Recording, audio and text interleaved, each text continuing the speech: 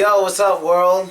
It's your boy Philosko here, reporting live right now from Dimitrov, and today we are going to have a quick lesson on that versus which. Now that versus which are both pronouns that are used to introduce a clause. But I'm going to try to explain this in a way in which I don't have to use any words that are too difficult or confusing, because a lot of people ask about this and a lot of people are taking English lessons in their universities, so I figured I want to explain it to you in a different way. So let's get to it. First, let's start with which. Now out of these two, I believe which is the one that gives people the most problems. Now when you're using which, you want to use it mostly in a sentence in which you're saying something in which is not needed to get the main point across of the sentence. For example, the instructions, which were not written very clearly, confuse our customers. Now, there are two commas here, one before which and one after clearly. Now, if you were to take all of that out between the two commas, you would still get the main idea of this sentence. The instructions confuse our customers, and that is absolutely fine. In this case, which is basically just giving some extra information about what's going on. Now, the commas usually appear before which and after the last word of the extra information. So it's obvious in this case the extra information is which were not written very clearly. So all of that is not needed. The instructions confuse our customers. Now let's get to that. Now to that. Here's a sentence using the word that. The painting that was hanging upside down was stolen. The painting that was hanging upside down was stolen. Now, look at how we use that in this sentence. If you take out the words that follow that, would this still make sense? The painting was stolen.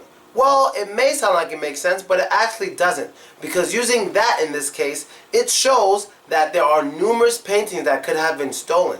So the word that here is showing us the specific painting that was stolen.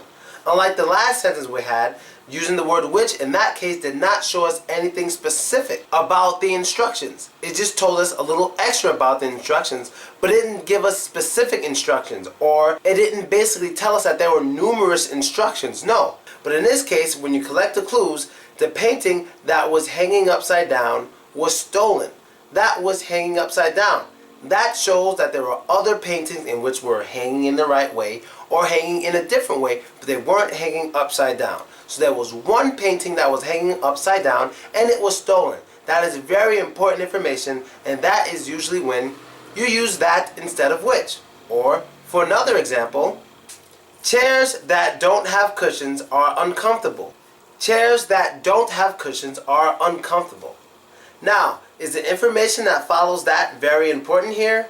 Yes, because without that information, it would just say, chairs are uncomfortable. And that is not true. We're speaking about specific chairs here. Chairs that do not have cushions are uncomfortable. And that is important information, so we use the word that. Now, let's try the word which. My car, which is blue, goes very fast. My car, which is blue, goes very fast. Now, would this make sense? Well, yes, this makes perfect sense. But it's just extra information. If you take out which is blue, you still know that the car goes very fast.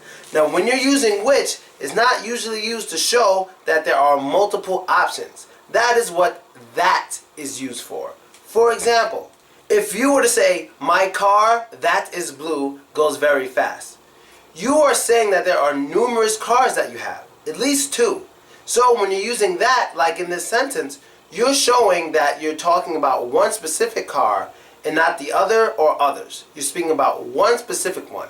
So it is important. When you're using that, in this case, it is important.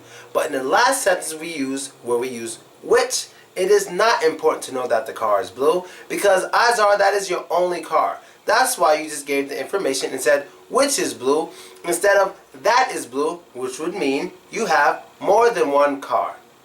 So I hope I explained this in a basic, simple way. I might make a part 2 to this video using these words in other ways, but basically that is when you're speaking about something and there's other options usually.